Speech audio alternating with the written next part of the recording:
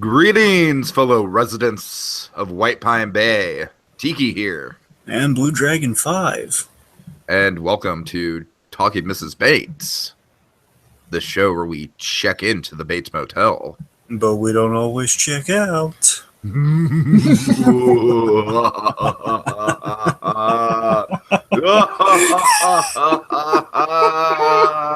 nightclub.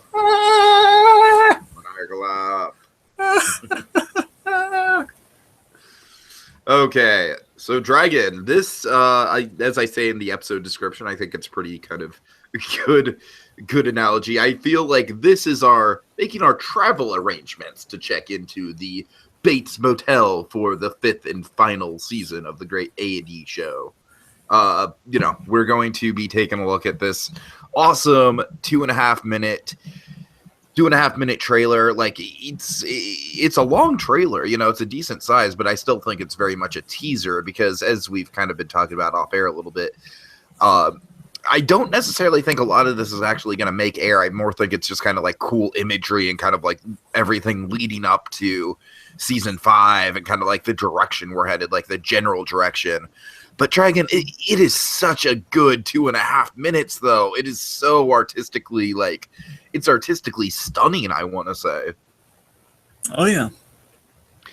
So what we're going to do here, folks, we're going to kind of break it up into 3 acts. We're going to give our overall impressions of this trailer, kind of go shot by shot through it, and then break down sort of, what we know so far about season 5 and how we feel, kind of broad spectrum speculation.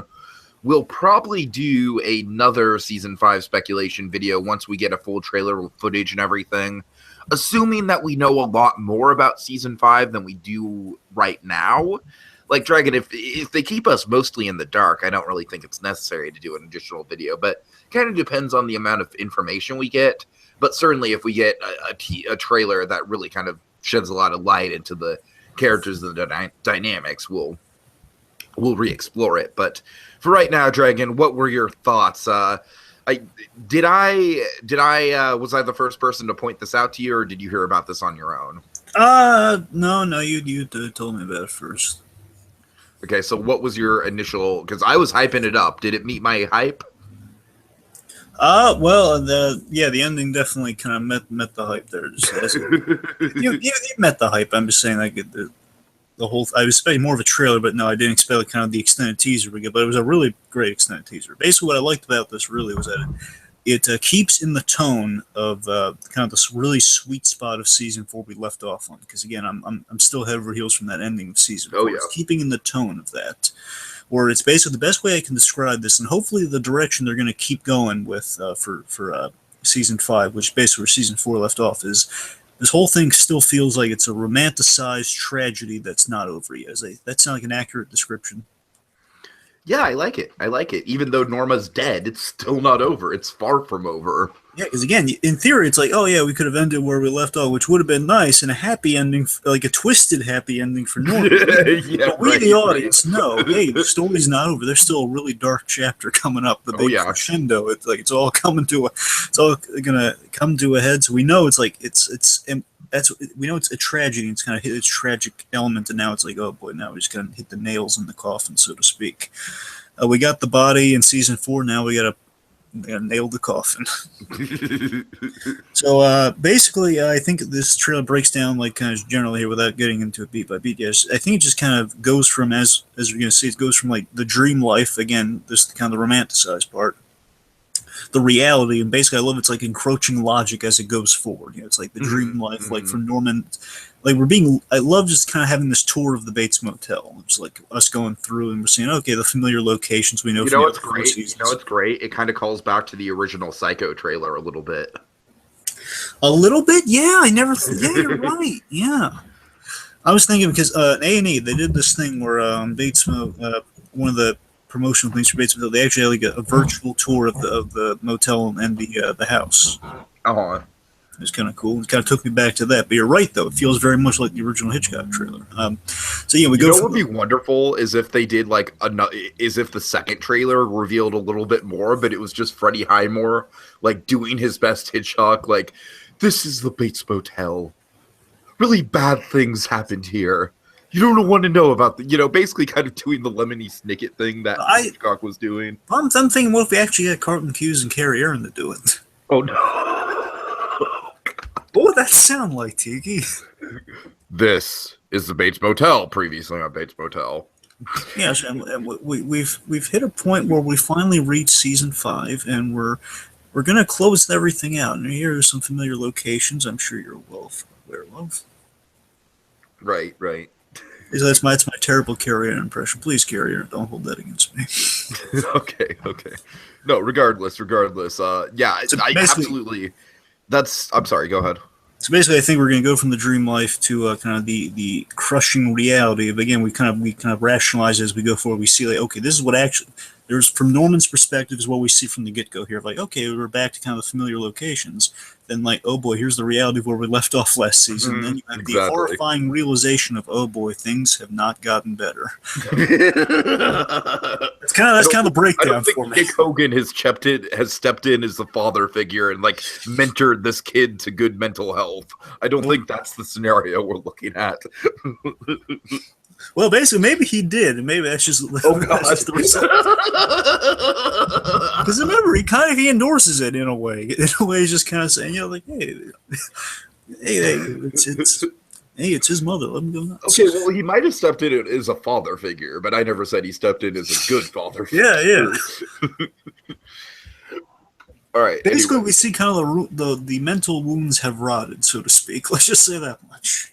Mm-hmm. All right. Okay, so you're ready to go shot by shot? Yeah, and bear in mind, a lot of this stuff is probably just going to be them throwing us some kind of tonal directions for the season. Not exactly stuff we're going to see, but you never know. I would say the final shot is really the meatiest thing we can take away from it from like a plot development point of view. But the running gag through all of these teasers we keep getting from Bates Motel, it's always them throwing us kind of like, hey, here's some psycho imagery, and then we expect it the whole season, then it never comes to pass until the next season. We see the people. Right. We get it next season, though. We see the peephole not in season 3, but in season 4. So what was the season 4 teaser? Was that the shower? It was. It was so, the blood going down the sink. Yeah. Yep. It was the So I guess of course we have to get the shower. If the show ended without the shower, it would be like. No, I think they're going to screw with us in the evidence. I think they're going to. Part of me thinks until the real trailers, we're not going to get the shower. But I think in like all these teaser things, they're like, no teaser of the shower. Just to screw with us, like, hey, remember they're always a season off with these little teases. Right. Okay, so let's go shot by shot here. We start with the taxidermy. Very unsettling image to start out with on frame 1. Just the beheaded dog. Well, think about it. It's death is surrounding Norman, quite literally. So in a way, it's the idea of again with Norma. Basically, he's gotten too familiar with death in a really unhealthy way. So that's kind of reflected all this taxidermy around him. Mm-hmm. And again, we're kind of romanticizing things here. Juno, good old Juno, Norman's faithful companion that will never leave him because she cannot. Also, that bird looks pretty familiar to the bird in the movie, right? Yeah. We'll see if we're gonna. I assume we're directly gonna get that in the season. I looked, and these are not. I love this. This is a great detail. Yeah. These are not Norman. That's not Norman's row. Those are Norman's shirts, by the way. So I'll make that clear. Yeah, but I just love how they're folded so neatly, as if Norma is just still like the perfect motherly figure. Like, I'm gonna fold all of Norman's shirts and put them all nice and tidy. And speaking of which, look at that the picture of Norma right there as well. I love that. And also, you'll notice below that is Emma's doll. So again, there's still that kind of fruit of Emma's plush toy that her mother left when Norman killed her. Oh, okay. That's still there. Good catch. I would have missed that. And now we go to Norma's room because remember they're really like right next to each other. And you'll notice now this is very important. So again, we have a black and white movie plan. Unfortunately, the name of this film escapes me, but it's basically their usual kind of the idea they're still in their normal routine of, okay, they have the little bowl of snacks, they're watching their movie in bed. So again, Norman still is under the delusion that things are all right as rain with him and Norma. We see, importantly, a robe. We got a few robes, mainly that Right. pink one there. That gets a good mirror reflection coming up. So some hints of some stuff to come. Again, it all start with a robe, and then I also like how stuff in this room looks just a little bit more disheveled. yeah. And again, I think the idea is, again, he's like some shoes are strewn about that Norm may have put on those shoes. Again, he's I'm sure he did. it makes sense that this room's like the most. It's kind of in the most. It's in more use than Norman's room. That's what I get from this being messy versus Norman's room. Yeah, that's a good point. That's a good point. Again, he's spending all of this extra energy kind of keeping Norma alive versus himself in a way. Right. Right. Okay. Now this one was the most. Now this was the most interesting and hilarious because look at this. Let me address a few things here. So, Okay. to start with, you'll notice again the only place setting for two. Mhm. It's someone's birthday. I'm gonna guess Norma. Could be Norman's. Point is, you have you'll notice this is kind of sad and funny. Is that Norma's cake has been eaten. Norma's has not. They cut precisely two slices, and Right. and it's kind of, I don't know if you heard this, Steve, but there are flies buzzing around her cake. Yeah, I caught that.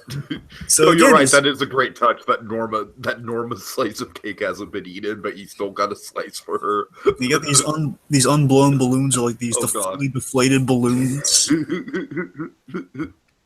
Oh man. And and then of course we get the rotting cake, and it's great because as we go from room to room, it's just the imagery. Oh, and also the cup of tea. This tea has been drank. That tea is still sitting cold. Yep, and also with the again, I think the fly is kind of symbolic of, like, the decaying cake, the decaying Norma. Oh, sure. Now this room actually looks a bit tidier. I don't know about that, T. If you look closer, the room's kind of a mess too. Just showing you Norman's not as good a cook as Norma was, because you got still like the counter. Oh yeah, no, you're right. Look at the you're oven. right, The oven. Now this is gonna be a stretch, T. Because what is that? Does that look like pie or like lasagna or something? It looks kind of like, at first glance, it looks like pie to me because it has like I think it looks like pie. I don't know. Here's the thing. I mean, just look at the oven. Now the oven has all these little red splotches. I don't know if that's like kind of cherry from the pie, or if that's like kind of basically, I don't know if that's food or possibly blood. Or it could just be like built up stains from different things. That's time. fair. It doesn't look how messy the counter is. Now you see it up close. No, you're right. Yeah, it's like I kind of like that because at first glance in the kitchen, you're like, oh, that doesn't look so bad, and then it's like, wait a minute. Overgross. Yeah, I think I want to say it's pie, by the way. But then again, the next line is going to be dinner, so it's kind of hard to tell. Well, yeah, that's true. But you need a pie. Norma just wants to have a dessert with dinner. Nothing wrong with that. And hold that. Now, once I also want to address it, just you don't have to go back. I just want to. There was two glasses in the kitchen too, just showing you the whole thing's like there's only him and Norma in this house, as far as he knows. And speaking of her, I love this tea. This is my favorite choice in the whole thing that we don't see Norma here, because again, foreshadowing Norman.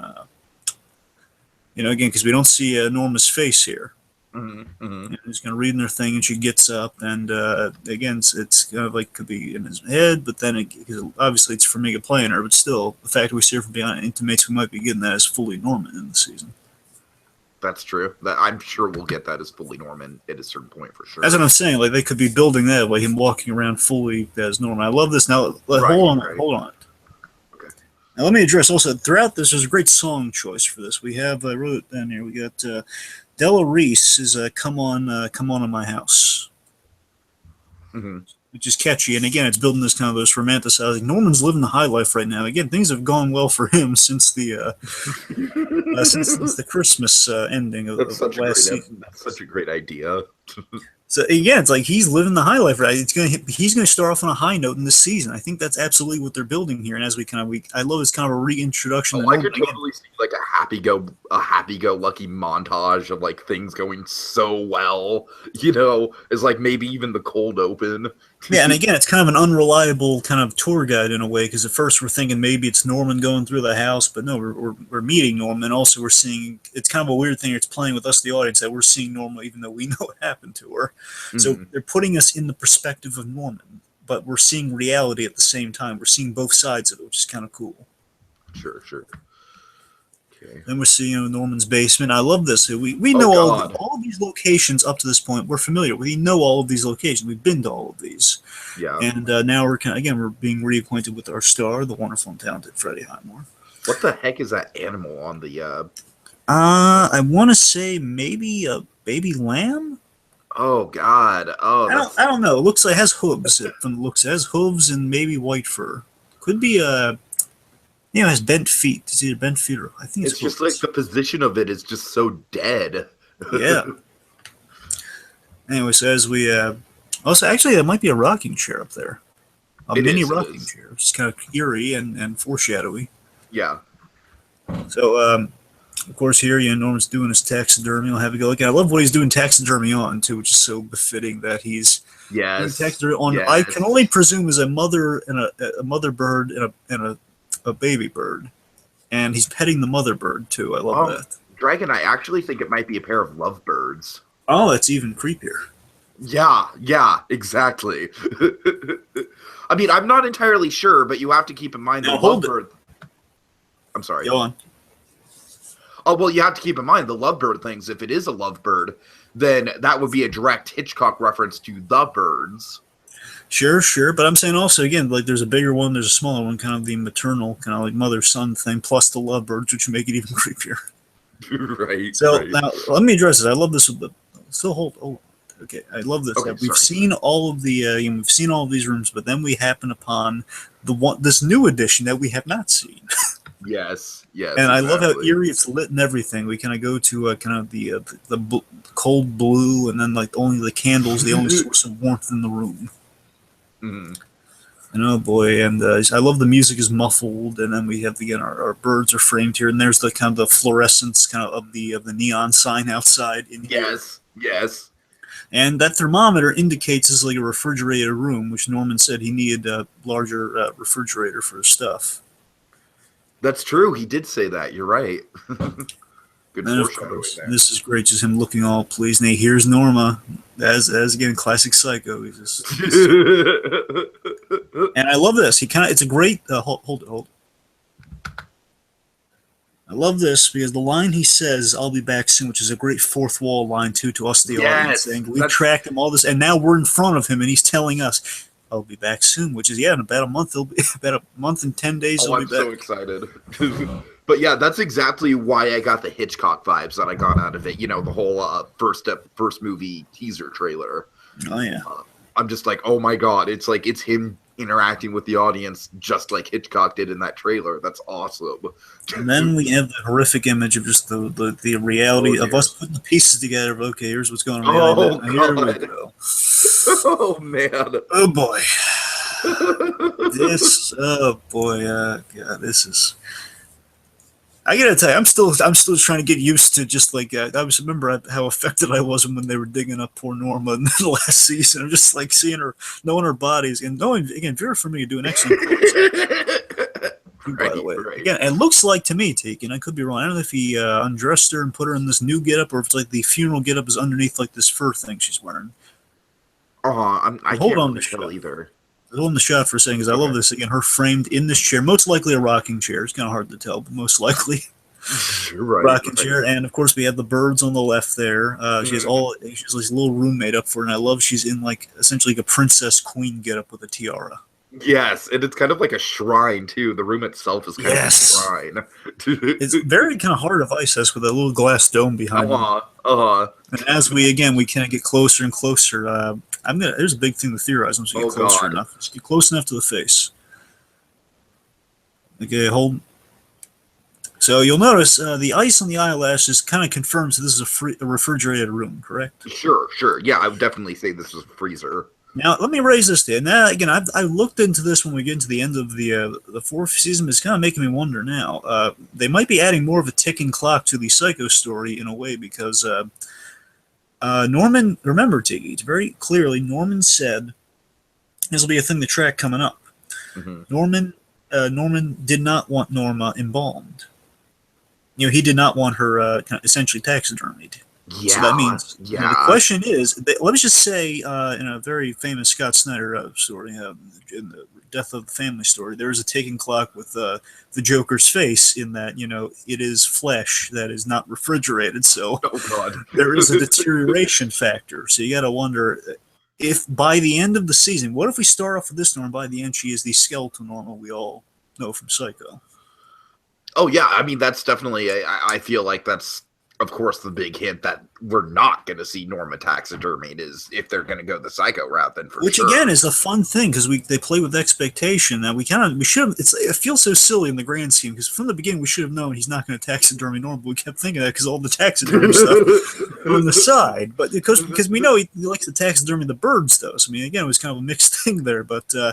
I'm saying that's the way we figured Farmiga was also going to be in the season, aside from being in his mind. So again, they might be doing a twofold thing here. Yeah, we'll see. It might just be for a dramatic effect in the trailer because we're going to have to keep track of if it's going to be a full deterioration by the end of next season, or if it's going to be she's just going to be like this for the whole season, assuming she's embalmed, just kind of crusty with frost right now.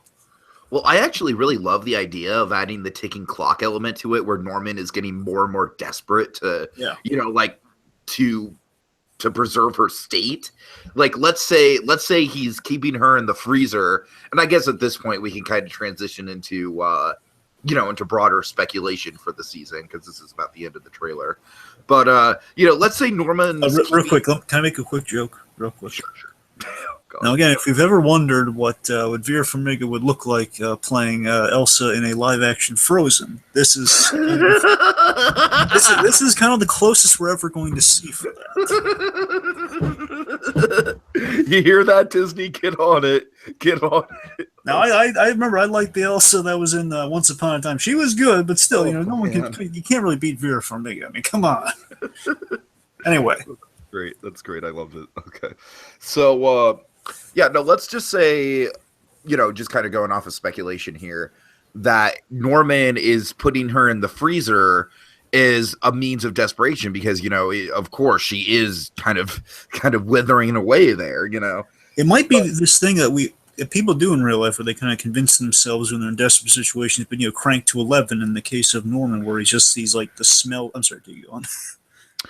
No, I was just going to say, but maybe keeping her in the freezer is going to lead to more complications, Yeah. So I could see that like it's a short-term solution, but it's not a long-term solution. So I don't think she's going to be in the freezer the whole. Well, then again, I say that, but then again, this room does seem kind of permanent, right? Because we've got the whole shrine thing going on. You have to wonder. Again, a lot of this might just be for theatricality of the teaser. That's true. So that's the question. There's a chance, Tiki, that. If she's, let's just say, if she is embalmed, which means she's more durable. Not a lot, but I'm just saying she'll basically he could carry her. He might be carrying her around to kind of prop her up for those little dinner parties he's throwing up there. Oh God! I'm just saying because remember in the movie he carries the body from room. No, you're right. You're right. So bear in mind there she's kind of she's kind of she's deteriorating there too. She's a skeleton at that point. It's still like a mummified skeleton, so it's kind of hard to tell. So regardless, I mean, he still could be bringing her around regardless. But I think there's going to be a point where if he does that, just assume he does that, regardless, deteriorating or not. He brings her up and he's like the smell or something's like he senses his body is physically trying to tell him that, hey, like Norma's starting to deteriorate. Like, hey, dead body, not human. Then he's deluding himself even further by keeping her down here and surrounding. Refrigerating her as like a form of desperation to keep her, kind of vacuum packed fresh. Oh God! In a way, Basically, imagine if he does all these sorts of. Again, it's like the most macabre, humorous yet tragic thing. It's like I told you from that American Dad example. It's like that 4-hour movie about the baby chimp trying to resuscitate its dead mother. That's what it is. That's what this is. Yeah, right. It's like the most because. It feels so sad. I mean, it's the epitome of sad. Like, oh my God, we all love Norma and seeing her, her body kind of dishonored like this. It's horrifying. It's really horrifying. The poor child doesn't get it. He just doesn't get it. It's like, the person that loves her most in this world. He does love her most in this world. He doesn't get it. Mm-hmm. He thinks that she's still alive, and basically, he was psychologically broken. By his actions, that he just to convince so he doesn't go fully off the deep end. he's convincing himself to these bizarre, extraneous lengths that hey, she's alive, and that I can see her every day down in this refrigerated room, and look how pretty she looks. Oh, And God. again, it's that romanticized tragedy. It's Yes, like the most like yes. he's living the happy. You saw how happy it was. He's happy go lucky, and everything's going his way, but he's nursing this dark reality that he just won't accept, or it will kill him. Yeah, and right there, what you said, Dragon. I really hope that's kind of like the thesis statement for a lot of what they're trying to do with season 5. It definitely seems that way with the tone of this trailer. Now I know that I think the ending of the season could go one of two ways to use based on I'm saying the very end, like when he's in the asylum. Sure, sure. Could go. The real question, I guess, the thing I don't even that necessarily think we have to end with him in the asylum, though. well, follow me on this. Just I'm saying, Okay. if we supposing that we ended on the the movie, I'm just saying it's not necessary to like. It's likely that it'll end in the asylum, but it's not entirely necessary. But anyways, go ahead. I'm sorry. my point is, if like basically, I'm saying they could end in a hopeful way or a truly sad way. The truly sad, both are kind of sad. But I'm saying the truly sad way is like, what if Norman's the last time we see Norman is he's finally put it together what he's done, and that she is actually he's like, it's all hitting upon. He basically reaches a state of catatonia, and Norma is there to take care of him. Oh, that's kind of beautiful in a way. And here's the other way. It's kind of like that. It's a little more uplifting, where he's just still probably the way the movie ends, where he's just he's still deluded, and then Norma's still there taking care of him forever, and he'll just be in a confined room with him and his mother for the rest of his life. And that's the more happy way to go. The other way is just it all hits him, and then she's there to pick up the pieces. Could you imagine like Norma and Norman in a padded cell, right? But then like it fades and it's kind of like him, kind of like almost the 10, if you've seen 10 Cloverfield Lane, there's a scene where they're all playing board games together and it's super happy-go-lucky. Oh yeah. So let's talk about, in terms of speculation, I guess we should talk about some of the stuff we know. Yeah, go for it. So we know Freddie Highmore, and I've looked it up, so we finally got a pronunciation to do correct this season. Terriot. Max Terriot. Max Terriot. It's Terriot. Okay, yes. Really? Yeah, I mean, I know I kept it because I know at some points we've gotten it right, a lot of points we've gotten it wrong. I know that much, so I looked into the. It was Theroux. All I know is he introduced himself as Terriot, so that has to be confirmation. Unless he just likes to change up the screw with people.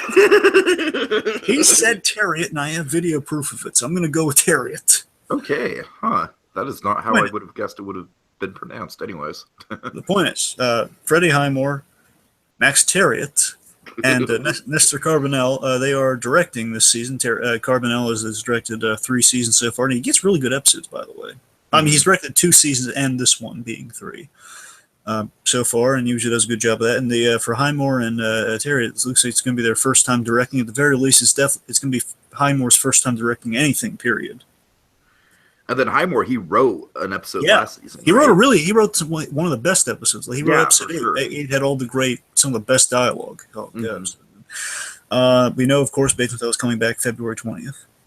Yes, and Dragon, what do you think of that? The fact that they kind of gave a bizarre reverse earlier. I just feel like somehow there's like a trade-off going between that and Better Call Saul, because now they basically switched release dates. Like now it's kind of getting Better Call Saul, kind of the March, early April release date that Bates Motel usually has, and now it's just like, hey, we're in our final season. We really want to hype this up, and you guys, you probably have at least a few more seasons to go. So come on, you want to trade? Honestly, part of me doesn't want Better Call Saul to ever end. Honestly, no, don't say that. Don't say that, because you know what I mean. I'm just saying. I mean, I don't think there should be a set number on that. I think they should go as far as the story allows. And I don't want to think there should be a set number on Better Call Saul, but this is. I'm saying they should have an ending. I'm just saying they like to explore the. It's just something we should be saving the Better Call Saul thing. Yes, it is. Yes, it is. But anyways, Dragon, if you don't mind, let me do a little improv for you. Hey Vince, previously on Bates Motel. I was just wondering if you could switch the Better Call Saul and Bates Motel previously on Bates Motel air dates, because Bates Motel previously on Bates Motel is having its final season previously on Bates Motel. Oh, yeah, sure, Carl. That'll be great. Yeah. Great. You want to get together Sunday and watch the game and have a beer previously on Bates Motel? All right. Yeah, sure. Let me call Peter Gould. We'll have everyone over. Yeah, and Jonathan Banks. Oh, God. I have a feeling I'm going to really overdo this old Carlton Hughes previously on Bates Motel. Honestly, I've never had, I like to, I don't want to toot my own horn, but I think that's kind of close to Vince Gilligan. I've heard a lot of commentaries, and I think it's kind of close. Yeah, we asked kind of like... Well, you see, Dragon, I've listened to a lot of commentary from Carlton Hughes as well, and outside of the whole previously on Bates Motel thing, I think I do a good Carlton Hughes impression, if I do say so myself. See, the main thing with Vince Gilligan is that he loves using the sandwich. The problem, they always think he's just the guy watching the episode unfold while he's getting a sandwich. I was just sitting there eating a sandwich and just watching everything go on. Oh, God. and everyone, he does he is a really responsible thing too. But real quick before we get back to things, he always does a really good he has this really good PSA, especially with Jonathan Banks in the room with him, telling people, and people remember, don't throw pizzas on the roof. It's not, I don't want folks that climb on ladders and then clean the pizzas off. That's not nice. Don't do it. Which is very true, because people did do that as acts of vandalism against the Walter White House. And Jonathan Banks had an awesome threat saying, if anyone does that, they're going to have to admit they can come to my house, but they're not going to like what happens. Jonathan Banks physically threatens people to come to his house. Which is all right. So back to Bates Motel. Seriously. I'm sorry. That was great. The timing on that was great. Go ahead, Drake. Go ahead. Back to Bates Motel. So this is what happens when they switch release dates. I get them all. But seriously, it's kind of a weird thing that now we have Bates Motel coming early, but hey, we're not complaining. No, I'm not complaining at all. I'm stoked. So we know definitely that Caleb and Chick Hogan are returning. Oh, good. I still think that Caleb might be the big bad of the season. I'm not entirely sure about that, but I'm gonna rock you with about 2 theories coming up. Okay. So put a pin in that. And then Chick, I'm just glad that Chick's back in the mix at all, because he's awesome, and the more Chick, the better. Oh yeah. Now here's our new characters. Here's what we know. We know we're gonna. Okay. Well, we are getting Sam. You remember Sam Loomis, the man that Marion was having the affair with. Oh, okay. Yeah, sure. He is going to be in it, as well as now. This is the character we did not see in Psycho, but was mentioned in passing, not by name, but she was mentioned. Remember, because Marion and Sam are having an affair. I mean, Sam is married, so Sam's wife. Okay. Well, I presume wife. All we know is a character named Madeline Loomis is there. I mean, could be wife. Then again, if they don't want to do Lila, she could be his sister. We don't know. There's been no reports of Lila, which is Marion's sister. I mean, I'm down for Sam.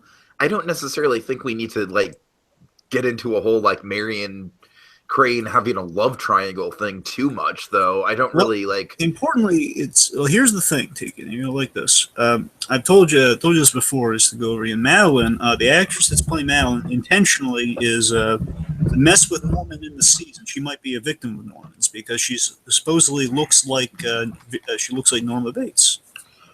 Okay, I approve of that a little bit more then. Okay, because you see, the thing is, you did tell me about the whole Norma doppelganger thing. Yeah, she's Doppelnorma, Madeline. Doppelnorma. No, actually, okay, that makes me feel a little bit better about the character then, because I was a little nervous about that whole doppelganger Norma thing, because it seems like it could have come out of nowhere. But no, if she's directly related to Marion Crane, then okay, yeah, I'm fine with it then. And again, I don't want to rule it out because we still haven't heard anything about Marion's sister, so they could just play Madeline. I'm saying they share the same last name, so Madeline still could be sister or wife to Sam. Sure. We're not clear on that one yet. We also have a new sheriff, so most likely Romero is going to be out of the picture for a while, and we have a new sheriff in town. Ooh, do you think they're going to kind of build up the return of Romero? I'm sure of it. Yes, that's my prediction. Yes, and I'll get into that in a sec. Okay. But, here's the thing. Unfortunately, this is kind of perplexing to me, and we'll see how it goes. I mean, they could bring her back. They might not, just by the sounds of the casting, because she's nowhere to be sight. But remember, last we got an awesome pull from the movie last season. Detective Chambers, who is the Chambers is the name of the friendly sheriff from the movie in Psycho, the one that kind of was our friendly Romero, essentially. Sure. Now Chambers remember, she was nice to Norman at the end when she was doing the follow-up investigation. Now she's nowhere to be seen in the reported casting for this season. So it looks like we got Sheriff Jane Green is going to be kind of someone most likely filling in for Romero while he's like either facing charges or temporarily imprisoned. Okay. And she's being played by a good actress, Brooke Smith. Now Brooke Smith, I don't know if you're aware, she played Catherine Martin in Silence of the Lambs. Oh, okay. Remember, she was the victim in Silence of the Lambs. She was the one Buffalo Bill put in the pit. Oh, God. And what I like Silence of the Lambs, like everyone singles out Anthony Hopkins, but Buffalo Bill, I mean, maybe not as enigmatic as a screen performance, but very horrifying as a villain. That's Ted Levine. He's in Monk. I love. Oh my God, Ted Levine is so good. He's really good. I feel like Buffalo Bill is a really underrated screen villain because he gets so overshadowed by Hannibal. But you gotta remember, he's kind of based on, oddly enough, he's based on the same killer that Norman Bates is based on. Exactly. Yeah. Exactly. Bear in mind, Norman Bates is kind of a combo of serial. All the serial killers you see in movies are kind of combinations of other serial killers. Like but I feel like Norman Bates has a lot of Ed Gein in him, though. Yeah, I mean, Norman's mostly Ed Gein. He's Ed Gein with kind of a Ted Bundy. He looks like Ted Bundy, but he acts like Ed Gein. It's kind of Norman's thing. Yeah, right. In the case of Buffalo Bill operates like Ted Bundy. So he operates like Ted Bundy in that he lures the victims in a similar way. But then I don't want to get too off track. But you're right. It's mostly Ed Gein for Norman here. Let me see. Now, here, something I want to mention with the casting of Brooke Smith. I don't know if she's going to look like this in the show, but I just looked at a picture of her, and also you've seen her in Silence of the Lambs. She has blonde hair, and I'd love to be a runner of, again, Norman throughout the whole. And this is going to bug me when we get to our next casting that we already know about. So here's the thing: you have kind of a great runner through the whole series of Norman has a type like most serial killers, blondes. All based on his mother in a way. Again, he's attracted mostly to blonde women. Don't get me wrong, Ducote wasn't. I'm just saying the only ones have met an unfortunate fate have been blonde. Correct? Right. Yeah, all the women that have met a negative fate in the Psycho universe, not counting Blair White. I'm just saying most of the women have been blonde. I'll admit it might be a little unfound. It's sounding a lot like it's kind of a consistent pattern. I mean, again, they all have blonde hair. And then we get to the next one. The next cast we are very familiar with. By the way, take it. Yeah, you right now. Okay. Casting is Rihanna. Can you hear me? Well, now I can hear you. I thought you were like. Good. Sorry. No. I didn't realize my mic was muted. Sorry about that. Yeah, casting Rihanna. Now, keep in mind, Dragon, Rihanna is known for, like, changing up the color of her hair a lot. That's kind of part of her shtick. So I honestly think she's still going to have blonde hair. Like, I doubt it. She's not going to have blonde hair. No, I think she will. I doubt it. Well, again, regardless, I mean, Blair Watson, technically, she had dark hair. And I would say like, all of Norman's victims have had, all the people that Norman's had a relationship with, or that have met a negative fate have had blonde hair, with the exception of Blair Watson. So again, the hair is not a big factor. I'm just pointing that out. All I'm saying is that Rihanna, she has blue hair, she has pink hair. There's no reason she can't dye her hair blonde for this. Yeah, sure. I don't think they're going to do it. I just think again, I think they'll do it. But again, regardless, the hair thing is my point. Is like the hair thing is just like it's a little like maybe a missed opportunity. We'll see what they do. It doesn't. You're right. The hair thing doesn't really matter in the grand scheme, even if they do or don't do it. Mm-hmm. But let's just talk about the elephant in the room here again. Freaking Rihanna playing Marion. Oh man, How can they get Tiki? How can they get so much? I mean, so much right. The biggest, most important season, and they. Like outside of Norma and Norman, this is the most important role that you have to cast. Yes, we've been waiting for it ever since season one. Technically, I mean, don't get me wrong; they were smart to hold her off. I'm just saying that we were in the period of like when it went back in the first season, when we underestimated the show, we were thinking, okay, so are they going to force like it's going to be like a CW sort of thing where he meets a blonde girl who then ends up dying? It's going to be, oh, that's Marion Crane. Well, no, remember my theory for a Yeah, while was that Bradley was going to come back, like, because Bradley disappeared and she could have changed her identity and everything. That was going to be my theory. But, of course, that didn't pan out. She ended up kind of being the proto-Marion Crane in a way. But, which is great. Uh-huh. And from the very beginning, actually, in a way, I'm somewhat, as a pro Marion Crane, yeah, she kind of ended up being what I predicted her to be. But, again, they pulled off a lot better than I thought they were.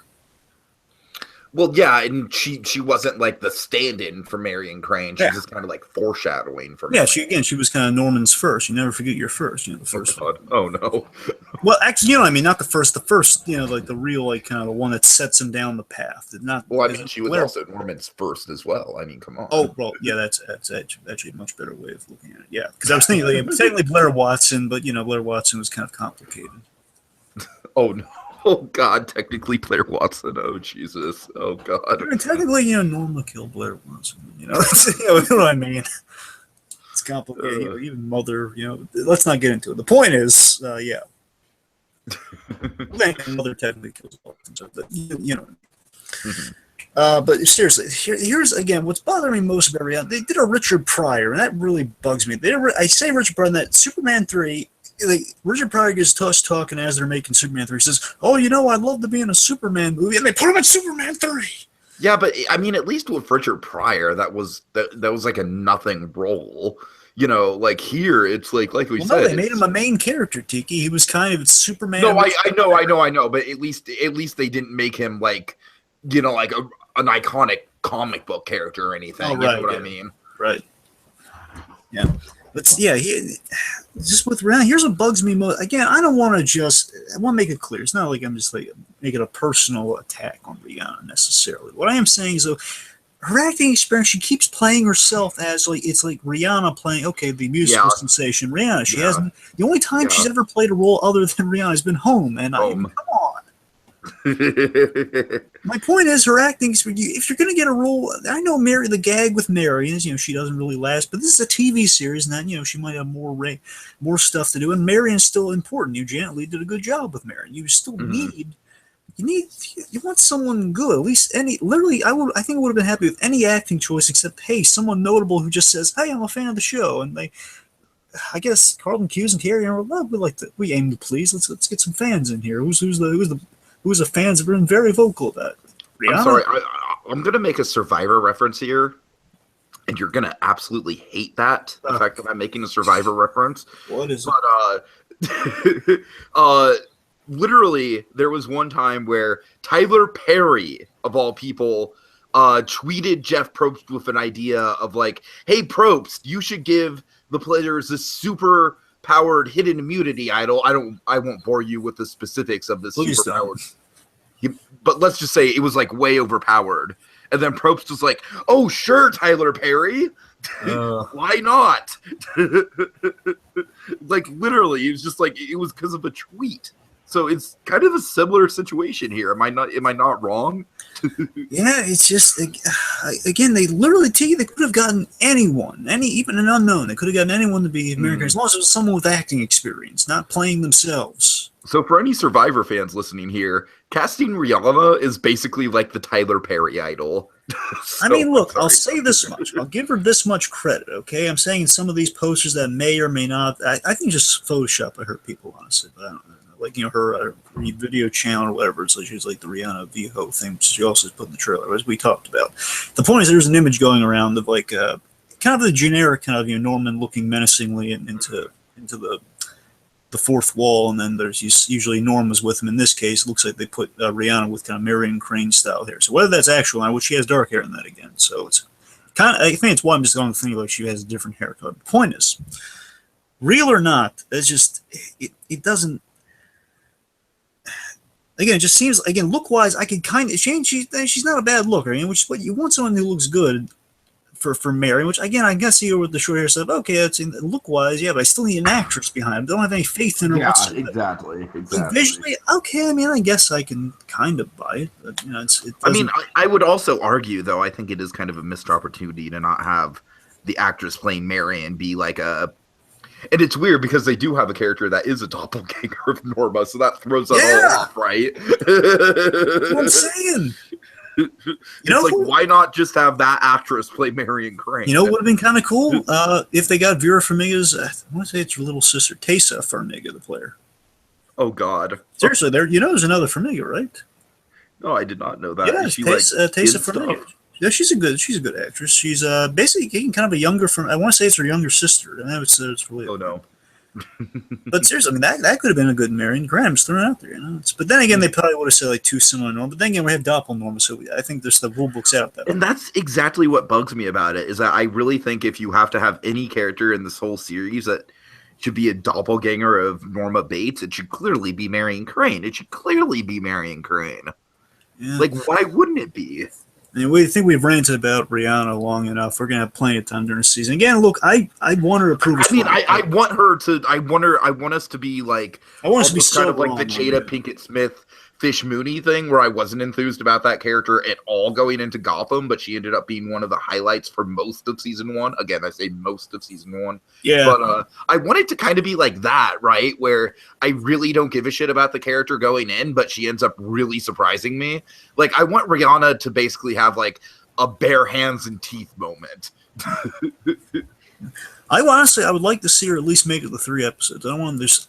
Part of me, I'm thinking if you're going to do a series, I don't want her to kill her off because again, for the movie, that was a huge monumental thing of Marion Crane getting killed off in like the first 20 minutes. That was a huge thing back then. I would wager to say it'll be like a half season, and then the other half, it'll be pretty much like, again, kind of blindly speculating here. I'm guessing the overarching plot with Marion will be very similar to the movie, where, you know, the halfway point of the season is going to be where we get kind of like Sam coming in and, you know, and the sister and everything. Yeah, and again, the 2 roles I am curious if we're going to, the 2 to 3 roles I'm curious if we're going to get them, again, would be I'd love to see Chambers come back because I liked her when we saw her, and again, she's very kind of tied to the movies.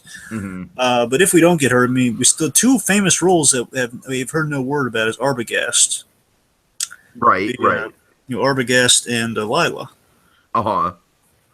I mean, you know, we'll, I guess we'll see about that. I mean, what I'm really hoping they do, I assume they're going to do, is that we're not going to repeat the same imagery we've homaged so far. Like, we're not going to see the Carlisle. We're not going to see Marion's story we're not going to see all of Marion's story, I figure. I figure it's going to get to her when she arrives at the motel. It's a guess. When she arrives at the motel, at the very least, she's, like, encroaching. I'm saying we can't have her, like, do the car switch because we already saw Norma do that already. Yeah, but I don't know. I wouldn't rule out the possibility of seeing her backstory. Well, I'm just saying I don't. Again, I don't want to see a retread of everything with Marion because we've seen similar things with Norma when she kind of had her wild ride in season 3. No, you're right. I'm still mostly kind of the thing I'd want to see is my favorite scene. Like, one of my favorite scenes in Psycho is when. Oh, I guess you're right. We do have that. The whole switching the car out. Yeah, you're right. We do have that. That's what I'm saying. I'm saying. I'm sorry. I'm dumb. I'm basically saying I think it'd be kind of a smart move because again, this is Norman's show. It's not.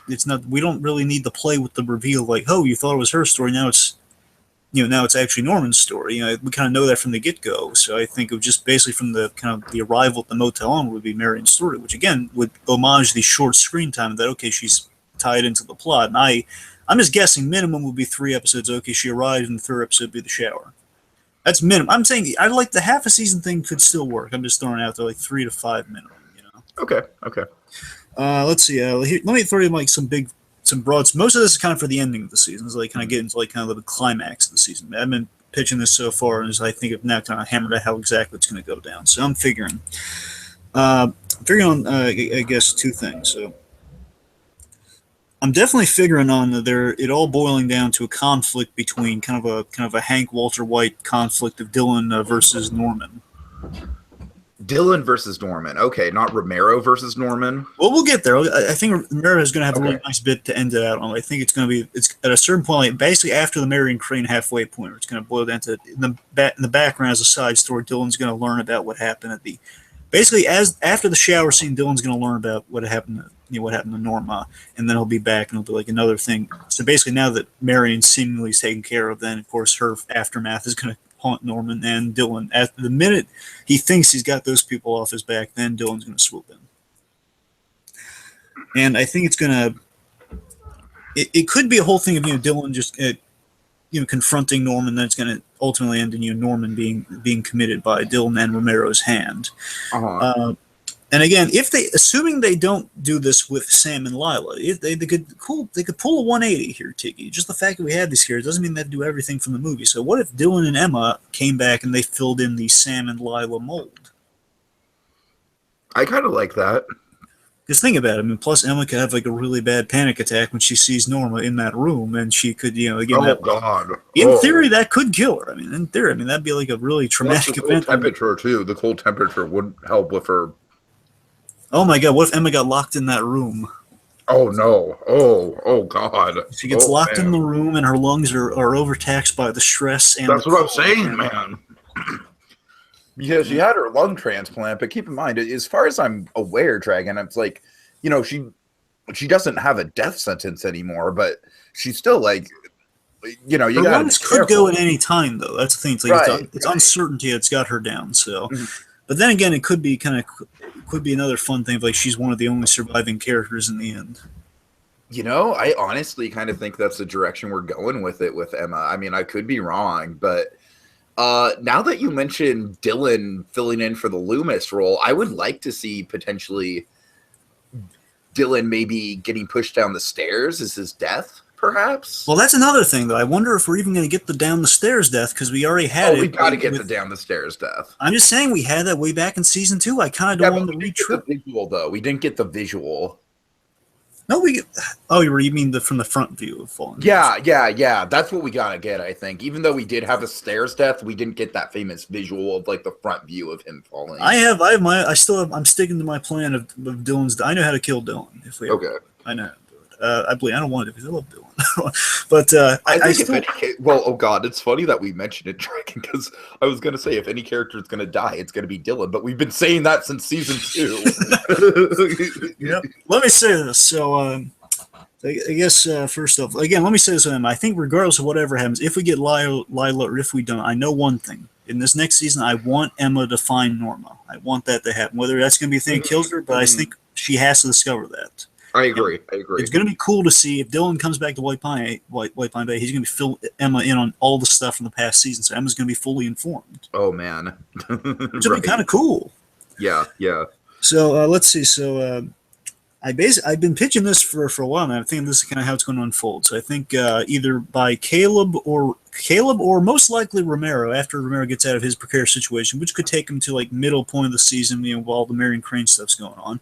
He finally gets out of wherever he's in, whether he escapes or he's released. He tracks down Dylan, because I could buy Romero could do that, or by some happenstance, I don't know how, but Caleb could find Dylan, and they found out and they're informing Dylan, so now Dylan's coming back with him. And basically, it all culminates, whether this is episode 9 or most likely episode 10. It's probably going to be all episode 10. Is that it's basically an all-out attack on the house, essentially, in a way. It's going to be like all of these 3 people. It's going to be Caleb, Romero, possibly Chick Hogan as a 4th, of just like someone on Norman's side to help. Like Chick Hogan versus Romero. Oh, I definitely think Chick's going to be on Norman's side for sure. At the very least, it's going to boil down for a moment between Chick Hogan and Caleb. So it's going to be between. Chick Hogan's going to be the only person. Hogan's going to be the only. The only people who are going to be on Norman's side is going to be Chick Hogan, and technically Dylan's going to be ambiguous. He doesn't know what he's going to do when he gets there. Just trying to save Norman, trying to figure out what to do. Okay. So this is what it all boils down to. It's like an all-out attack on the house. You got Romero kind of encroaching it, but mainly Caleb's in there and he wants blood. He wants to kill Norman. So Dylan's just trying to facilitate, trying to say no one has to die. Okay, let's just we'll get Norman help, and he's still processing how he feels about learning that Norman's been killed. Right. And anyways, because he has conflicting feelings because he knows it's not Norman's fault necessarily. So basically, in the end, I've always pitched this: that Dylan gets stabbed by Caleb, because again, Caleb has to have a knife. Norman threatened him with a knife the first time. So Caleb has to try to stab Norman. So again, knives are kind of the big, the earmark of Psycho. So he's trying to stab Norman. In the process, Dylan gets in the way, gets stabbed right in the heart. Falls in Norman's arms. Caleb's, he's like horrified at what he's done, and they're all kind of, the moment just stops. The air goes dead, essentially. Stubbing Caleb in his traps, and as Dylan dies in Norman's arms, then Mother comes out, takes the knife, and stabs Caleb Oh no. like bloody murder. Oh, okay. I like that. I like And that. then in That'd be the great. end, it's gonna basically, I guess, upon seeing the damage that's like all of the Bates family essentially being dead, Romero shows mercy. Slaughtered. Yes. Go Romero ahead. shows mercy on Norman, and in honor of Norma's memory, he commits him instead of killing him. He doesn't kill him. He just figures like Norma wouldn't want me to kill you. I like that. I really like that. That's And good. he gets Norman help. And let's just, if we ended on a good really note, good. That's really and good. you know it'd be good if he still got him into what is it called? Yeah, Pineview. What if he got him? Pineview. What if he still got him in the Pineview? Just out of respect for Norma, just give him like the best help out there. Bravo, sir. Bravo. I really like that. That'd be a perfect way to end Romero's arc, I think. Yep. And again, we could end it, and of course, we could end it with the again Norman going into catatonia, or that happy-go-lucky ending of like he's Norman might be in good hands if we put him in with Doctor what's the Edwards. Dr. Edwards, Dr. Edwards, you've been good. Maybe he gives like the statement to Emma. I was just going to ask about that. We haven't had any confirmation that we're going to see Edwards, right? Yeah, he is not confirmed. I would assume. I didn't think so. That's another thing too. You got to wonder how much they're going to retread, because again, we got our therapist, and he's explained things to Norman. So is he going to explain things to Romero and who's left, if there's anyone left? Right. Because again, he could be explained to Dylan and Romero, or just Romero. Yeah. Okay. Let's see. Any more broad spectrum stuff? I've kind of run. Oh yeah, Hogan's gonna die too. I don't want to see that happen. It'll be his last moments. He'll be in the whole season. Again, just in that big shoot. That big shoot, he's probably just going to be either Caleb kills him or he goes up against. Most likely, Caleb's going to kill Chick Hogan. But it's yes. Yeah, but he'll be around the whole season, being all fun and so. It's like we got to be dramatic in this last installment, Dickie. I know. Is it going too death happy or what? I'm just saying, it's. To be honest with you, the way you're describing it is kind of like one death away from being the Red Wedding from Game of Thrones. So I don't know. I mean, that's one of the things about Breaking Bad, right? Is that everyone expected Breaking Bad, like, oh, everyone's gonna die, the whole family's gonna get slaughtered, and then it didn't end like that. So I don't know. It might surprise you. Yeah, well, I'm just saying again. I think if it's a tragedy, I mean, the tragedy be that again, the Bates family ending in tragedy, and in a way, Norman would be left alone. And then at the very end, think about it. You end in an uplifting note, like Norma's last action is killing her brother, which is traumatic for her, so she goes away. So then Norma is left all alone. Romero takes pity on him, and then at the very end, you see like the happy note to go out on, the tragic happy note that he's not alone after all. He's got Norma again. And they're there for each other. Can I ask you a random question? What pop song, like what old school pop song, would you like to see Bates Motel end out on? Well, I know one thing. I want it to end in black and white. Okay. I'd love it to end in black and white. Norman is so. Oh my God! You know what they could do? What? Oh my God! Our ending is that. So again, we have that uplifting notes we see from Norman's perspective. It's really nice and looks all nice, and then we see on a security monitor Norman alone in the room, and it's in black and white. Yeah, I could see that. Oh, yeah, that's good. Yeah, because that would be a way to work in like the black and white into a diegetic sort of way, instead of just like, oh, it's black and white for a stylistic purpose. And this might be pushing it, but what you could do, I think ending in black and white would be the way to go. But if you didn't do that, you could end with the famous shot from the thing of like Romero or I guess Romero pulling the car up from the water, just like you had in Psycho. Mm-hmm. Or a close up on Norman's face, perhaps, like the Perkins smile. And again, we fade to Norma, and then we just see that security cam footage, just like was overlooking him. No, but seriously, like, can you? I don't know. I'm kind of thinking maybe like. I don't know, like, because we ended Breaking Bad with that great song by Badfinger. So could you think of another song that would be appropriate to end Bates Motel on? I don't want to spend a ton of time on this if we can't, but. Well, I mean, I know what my go-to is. I don't think it's, again, I'm just not really putting, I don't know really what kind of songs to go to. I mean, my usual go-to for that sort of moment would probably be like Frank Sinatra's Where Are You? But I don't think that's right for this, though. I'm picturing something more upbeat. Yeah, that's the thing. I don't know how poppy to go with it because I think it has to be kind of a classic song. Again, the best Bates Motel. Again, the two best Bates Motel songs we've ever gotten, just kind of capture a moment, have been Gene Autry's, "Tonight You Belong to Me." That's one of my absolute favorite moments from the entire series. And then you have, and of course, Mr. Sandman. Oh God, the Sandman. That's what I'm saying. Those are the two most effective songs. Yeah. Those are the two bars to measure up to. I mean, we got the Peter Silva, which has been really good. A part of, again, the sadist, and kind of the twisted sadist, and he wants it to be kind of zippity doo by Johnny Mercer. Just ending on like the most happy note of like, hey, these two kids are going to be okay. But no, it needs to be a little more somber, a little more hopeful, I don't know. For some reason, I'd like to. You're probably going to laugh at this, but maybe Candy Girl by the Archies. I don't know. It needs to be. Wait. Well, I think I might know. What? I don't know if they can get rights to this or not, but I mean, kind of the love song from Singing in the Rain, maybe. I don't know. It's a way to go. Kind of a somber note. It's somber yet hopeful, Right. Anyways, I don't want to spend. Yeah, we're spending again. I wasn't really prepared for this one, so I know. I'm sorry. I just kind of like the question kind of sprung on me. So maybe by the next one we'll have some better ideas for that. But, yeah. So I don't know, Dragon. I'm kind of done unless you have anything else.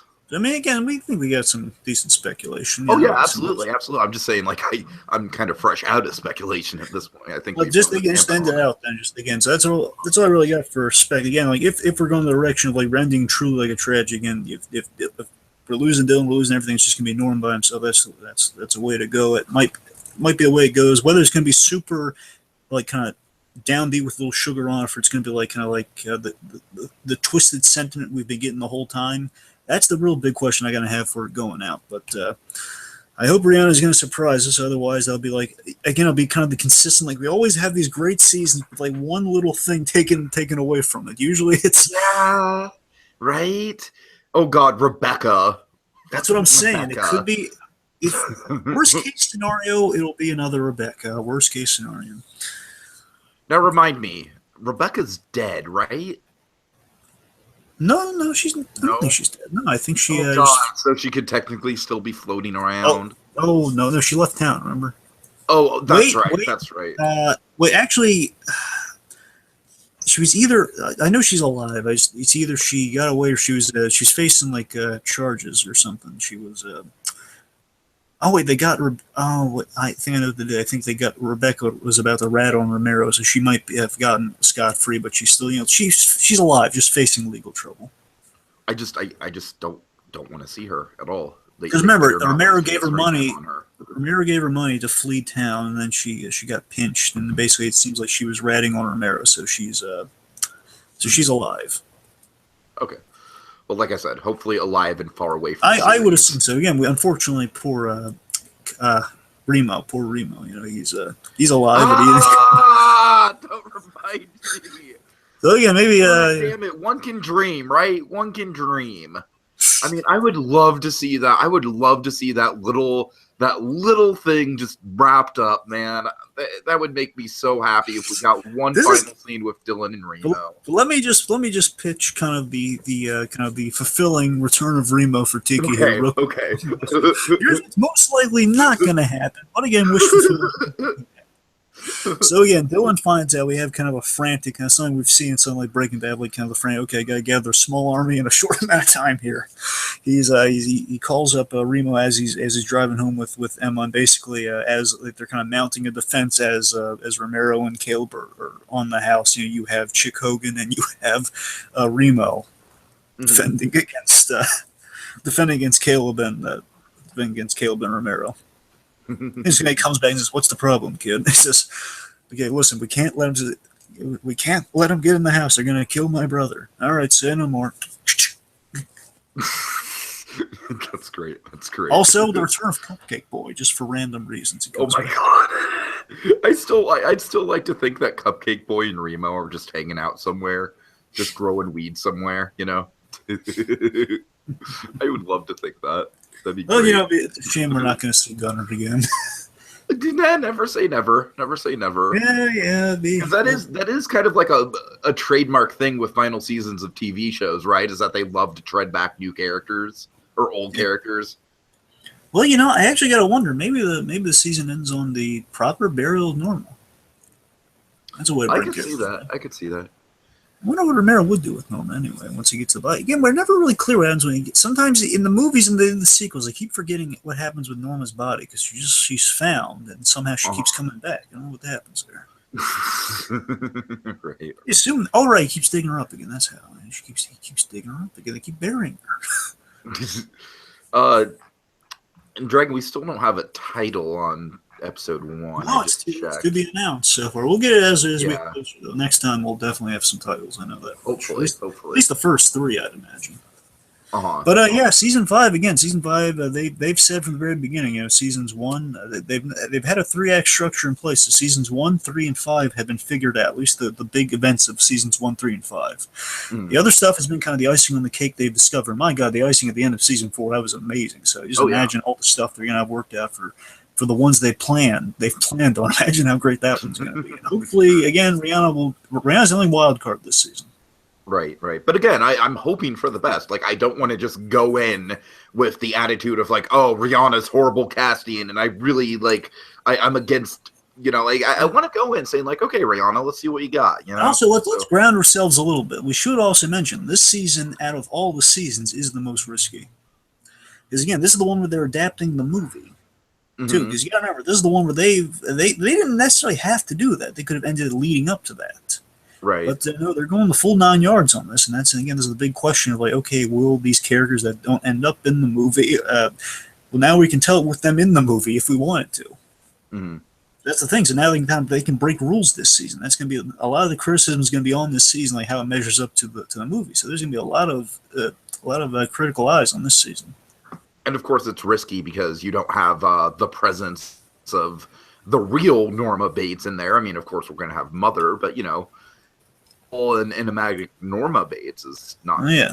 So that was a risk as well. That was a big risk, cleaning her off in season 4. We kind of talked endlessly about how bold of a move that was. So so this one's definitely gonna be the riskiest, and it's gonna be the most interesting season out of all of them. It's gonna part of me, Tiki, just a part of me. I kind of hope this day would never come, but we're getting into the last season. It's like, oh boy, soon it's gonna be over. Mm-hmm. It's just gonna be like we always like thinking like, oh yeah, it's just gonna we know, oh yeah, they're gonna get to season 5, but yeah, now season 5's here. Yeah. Norma's gone. But it's kind of like Breaking Bad, right? yeah. It's kind of like, we got season 5, and they're extending it to kind of a quasi season 6, technically. But then once those last 8 episodes came around, I mean, don't get me wrong, I think the last 8 episodes of Breaking Bad might be the most consistent run the show ever did. But it came at the price of like, oh man, but each one that comes, it's like, it's so good, but that's one less episode that we have to look forward to now. But Tiki, let me ask you the real question. After Bates Motel wraps up, who do you think's getting the spinoff? Do you think it's gonna be Romero or Chick Hogan? Oh, I gotta think Chick Hogan. I don't know. Imagine Romero Chronicles could be awesome though. That'd be like if Mike got a show. If Mike got a show, it'd definitely be. Well, I think one could argue Mike does have a show, but that's what I'm saying. I'm saying though, if it was Chick Hogan's show, then Romero could still show up like Jonathan Banks though. Exactly. Right. He could be. Oh my God, that'd be great because it's still in White Pine Bay. So and you could have Will Dakota and Emma could show up like Jesse Pinkman eventually. Oh, yes. So, All right, I think we're kind of trailing off. We better. And Nick Ford could be Gus Fring. Oh no! Oh god! Oh god! Oh man! Well, let's come up with a name for it. The Chick Hogan Show. Let's come up with a name for that. So we've had Bates Motel. Boar Jerky Chronicles. What do you got? Anything? Something with Boar Jerky, not necessarily Boar Jerky Chronicles. Hogan's Run. I like that. Oh god! I can't use Hogan's Heroes because that's just in bad taste. Or to reference the obscure NES game, Hogan's Alley, perhaps. I like kind of where you're going for that, like Hogan's Corral, Hogan's Land, Hogan's. There's Remember, Hogan does have kind of an interesting backstory. You definitely get some tales out of that guy. What about just like boar jerky? Hogan's Jerky? No. It's No, I'm Hogan's... just saying, like, literally just calling it boar jerky. Like, that's the name of the show. What about Jerky Land? That could work, but I still think boar jerky would, kind of nice, ambiguous, like, I don't know. Anyway, we're spending way too much time on this drag. We're going off on tangents. Let's round this out.